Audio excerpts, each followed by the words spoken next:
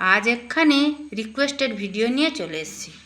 একজন দাদাভাই কমেন্ট করেছিলেন যে ইলিশ ভাপা দেখতে চান, তাই আমি আজ বানিয়ে নিয়ে চলে এসেছি আপনাদের সবার জন্য। দেখে নিন রেসিপিটি। আগে আমি 5-6খানা মাছ ভালো করে ধুয়ে পরিষ্কার করে লবণ হলুদ কিছুটা পরিমাণ সর্ষের তেল দিয়ে ম্যারিনেশন করে রেখে দিলাম।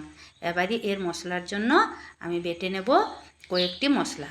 কিছুটা পরিমাণ কালো সর্ষে আর দিয়েছি কয়েকটা কাজু বাদাম আর 5-6টা কাঁচা লঙ্কা, সঙ্গে একটুখানি নারকেল কোড়া 2 চামচ মতো, আর একটু আগে বেটেছিলাম সাদা সর্ষে, সেই বাটাটা দিয়ে দিচ্ছি।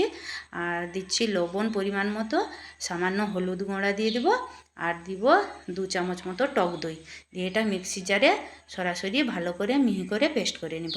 আপনারা চাইলে কালো সর্ষে সাদা সর্ষে একসঙ্গে পেস্ট করে নেবেন। যাই হোক, আমার পেস্টটা হয়ে গেছে। আমি যে বাটিতে ভাপাতে দেবো সেই বাটিতে সরাসরি ঢেলে দিলাম।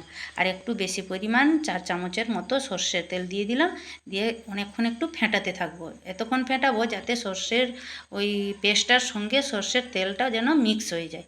এবারে আমি ভালো করে তার ভিতরে ডুবিয়ে দিচ্ছি মাছগুলোকে।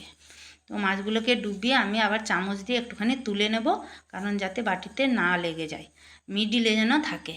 তারপরে আমি গার্নিশে দিয়ে দেবো কিছুটা পরিমাণ সর্ষের তেল আর দিয়ে দেবো কাঁচা লঙ্কা, যাতে ফ্লেভারটা সুন্দর আসে এবং দেখতেও সুন্দর লাগে। একবার বানিয়ে খান, আমার রিকোয়েস্ট থাকলো। কথা দিচ্ছি পুরো ম করবে পুরো বাড়িটা, এবং 2বার থালা মাজতে হবে, এত তেল তেলে হবে। তো দেখুন, আমি সরাসরি গ্যাসে কড়া চাপিয়ে দিয়েছি, হাফ বাটি মতো জল দিয়ে সরাসরি টিফিন কৌটো বসিয়ে একটা ঢাকা চাপা লাগিয়ে দিলাম পুরো 30 মিনিটের জন্য। ফিরে আসছি 30 মিনিটের পরে। দেখুন আপনারা কত সুন্দর হয়েছে, কত সুন্দর হয়েছে। পুরো গরম গরম ভাতের সঙ্গে 1 পিস মাছেই আপনি পুরো ভাতটাই খেতে পারবেন, কথা বলছি আমি। একবার হলেও বানিয়ে খান এবং সুন্দর লাগবে। দেখুন মাছটা কত সুন্দর সেদ্ধ হয়েছে এবং কত ভালো হয়েছে। ভিডিওটি সবার কাছে শেয়ার